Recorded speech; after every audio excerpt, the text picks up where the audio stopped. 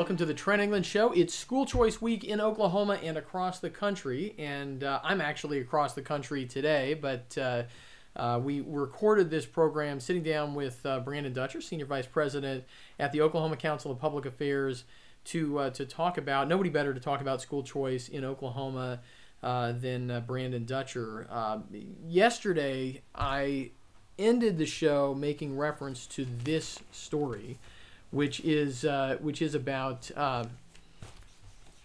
a survey that the Oklahoma Department of Education did of people who are certified to teach, but they're not teaching right now in Oklahoma. So they're trying to figure out, why are people not teaching who could teach? They could go get a job. We have this, we've seen all of this rhetoric about a teacher shortage. Almost every state, I think, claims they have a teacher shortage, but we've seen a lot of this in Oklahoma.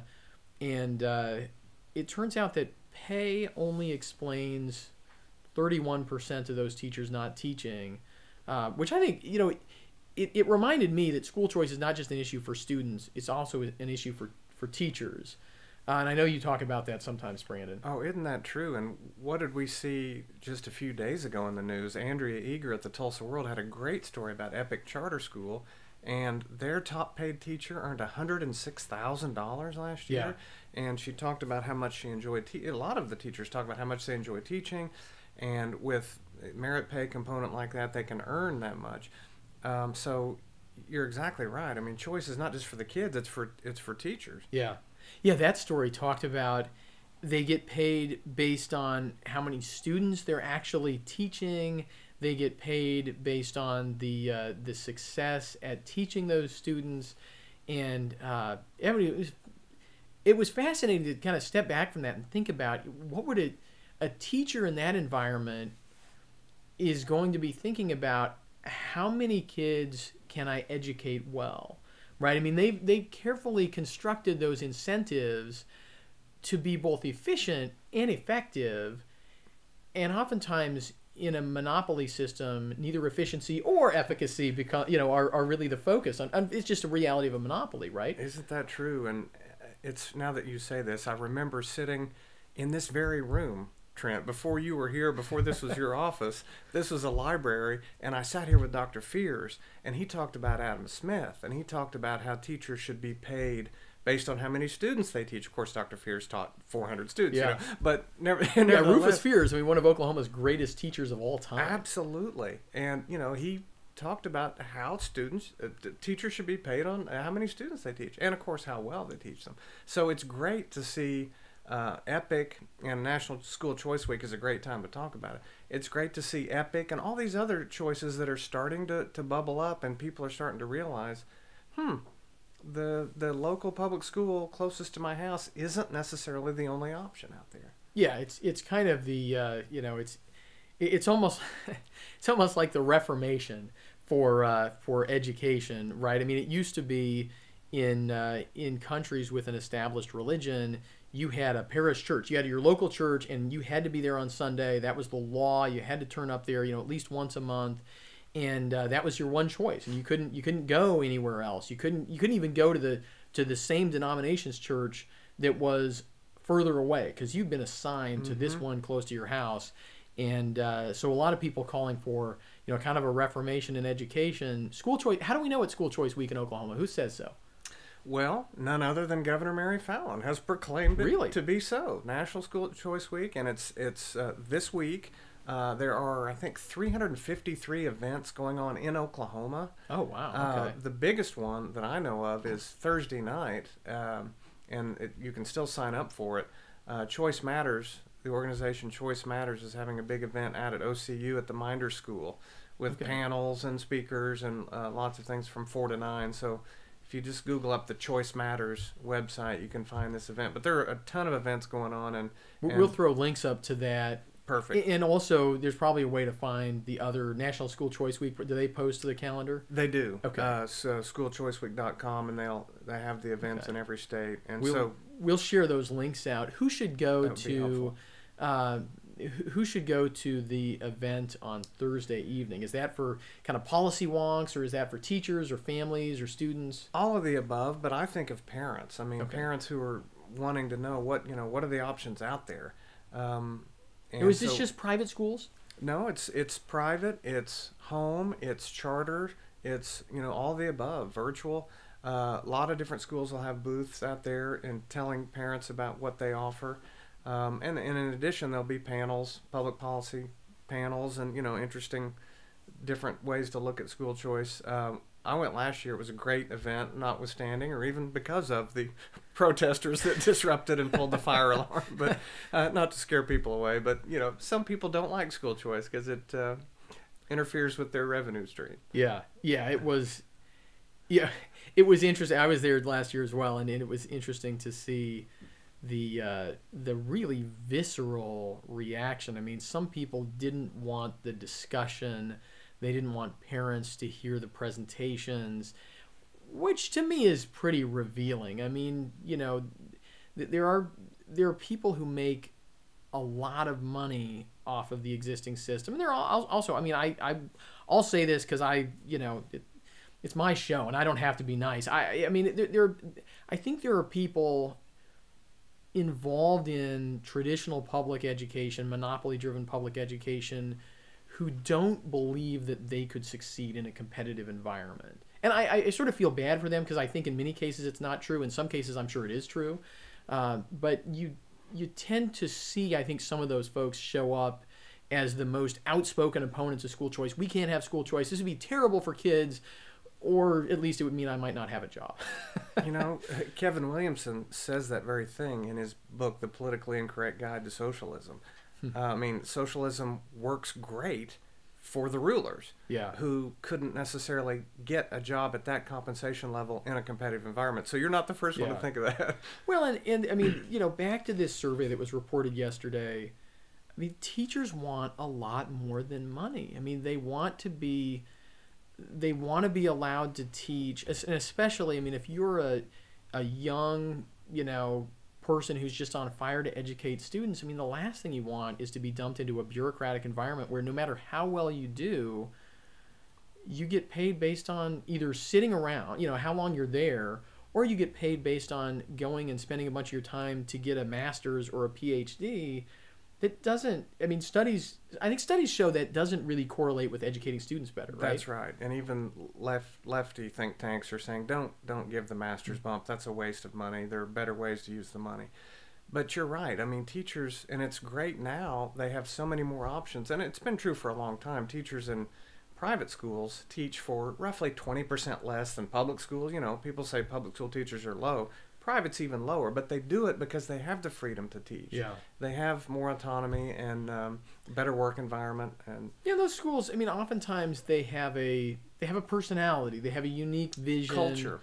And I think that's, I know there was a kind of a hit piece on some private schools the other day, and I saw this being passed around by some people who work in the traditional system, basically accusing private schools like Positive Tomorrows and schools like that of being bigoted because they don't all offer everything or claim to offer everything to everybody, and that the focus was on students with special needs.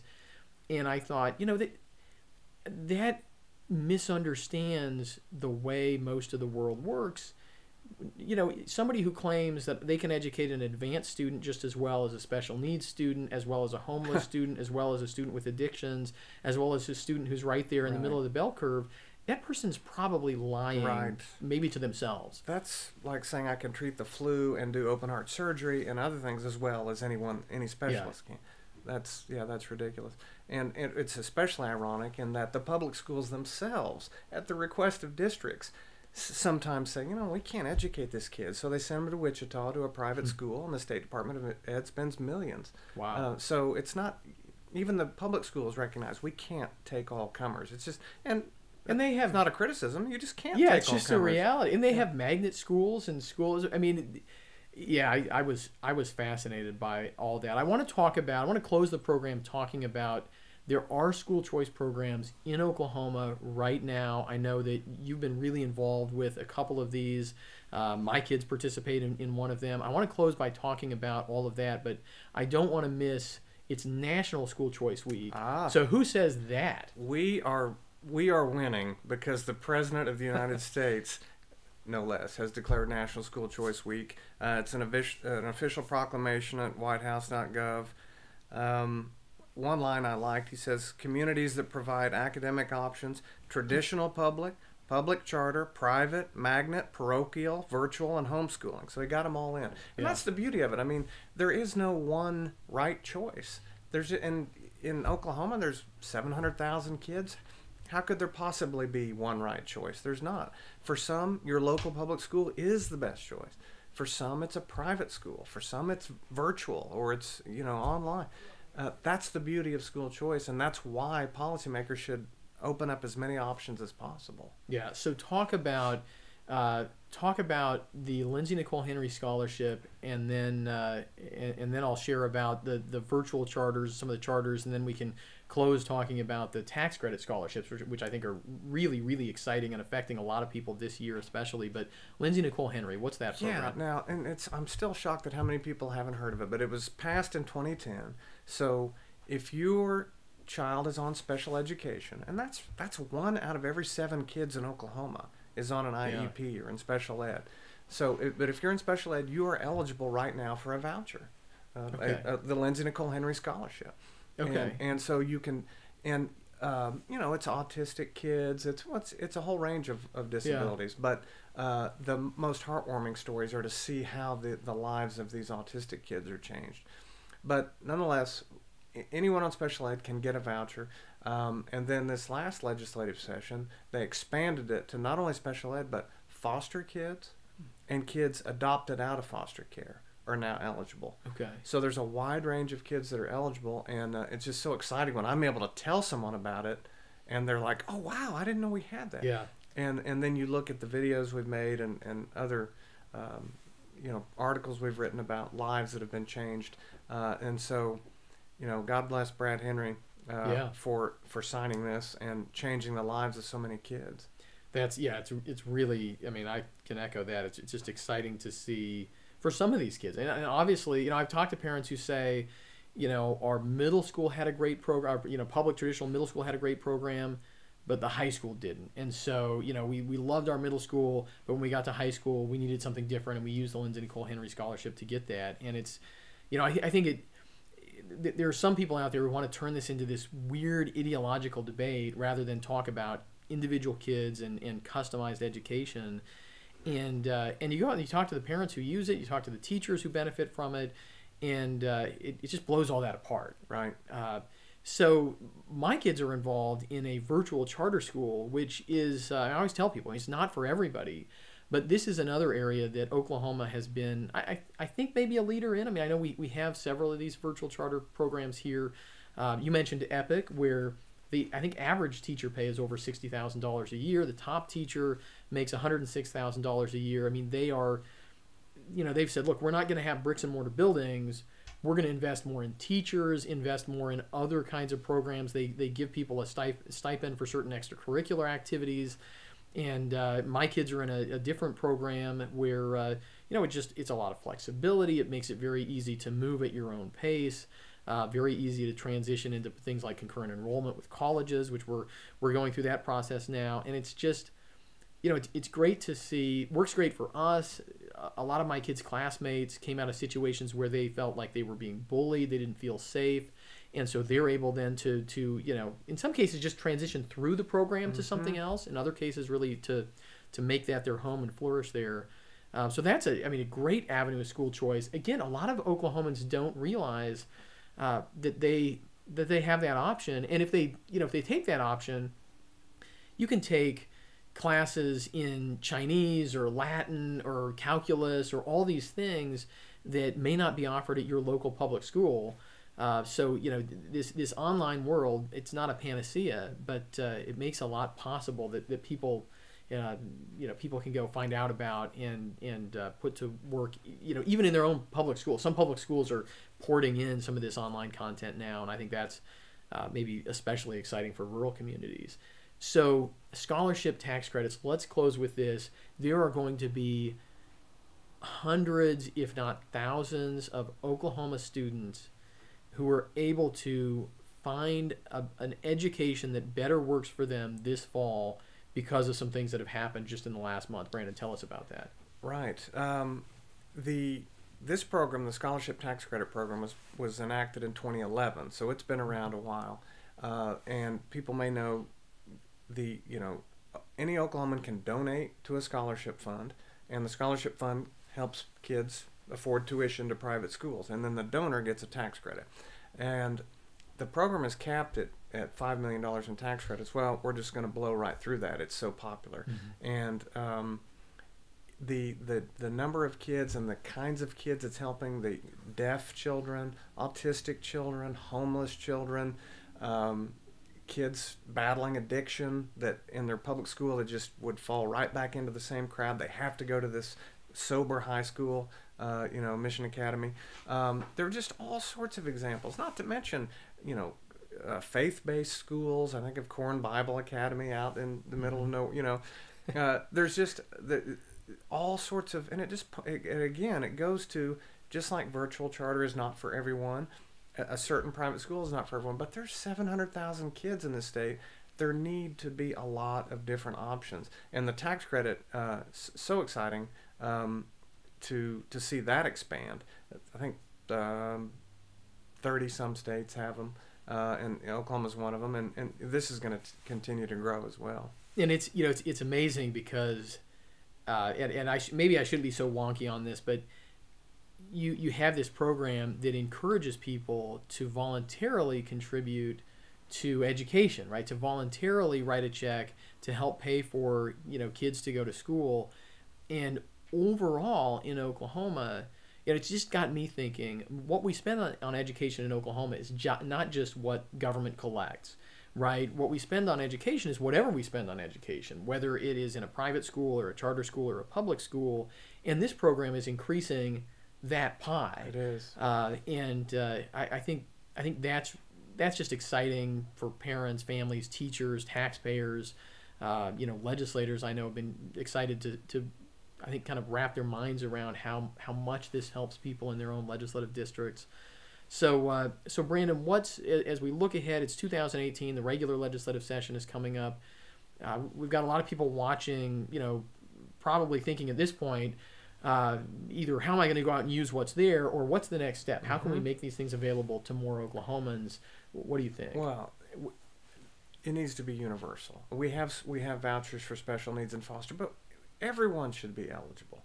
We have tax credits for lower income. But everyone should get a tax credit for their own children, not just for others that they donate to. So we should move towards Rod Page's vision. You remember Secretary of Ed under George W. Bush. He said, we should base our entire thinking on universal school choice. We should get the government out of the business of deciding where people go to school. Yeah. And so universal vouchers for everyone, or better yet, universal education savings accounts, which is another thing that will be considered in the legislature. Whatever it takes to give the money to parents and empower them, give them the purchasing power, give them the ability to decide and to customize. As I said, 700,000 kids in the state. No one choice is right for everyone. So put the power where it belongs. Yeah. Yeah, ultimately, it's a parental rights issue. It's a quality of education issue, and whether we're really willing to do what's best to invest in our future. We've got to leave it there. Brandon Dutcher, Senior Vice President at the Oklahoma Council of Public Affairs. Thanks so much for being on the Trent England Show. Thank you. We've got to leave it there. I know some people will say, well, this is just a scheme to destroy my local public school. I always feel bad for those people because they must think their local public school is awful. And, if they think people are going to run for the exits, I tend to think that that's not the case. But I don't know why we would protect a status quo where so many of the loudest voices defending that status quo seem to think so poorly of it. Right? So, hopefully we can take the next step in Oklahoma for school choice, not just for students and families, parents, but also for the teachers out there who want something. This latest survey shows there are a lot of teachers in Oklahoma. They want something more. They want something different. It's not just about the money. It's also about being able to get into a classroom and really teach. And there are a lot of choice programs out there, from charter schools to private schools. to tutoring programs and blended models and all kinds of things that are doing that for teachers. We should expand that in Oklahoma. I've got to wrap it up there. Thanks for watching the Trent England Show this Wednesday. I will be back in the studio on Friday. I'm actually in Washington, D.C. right now. We've pre-recorded this program.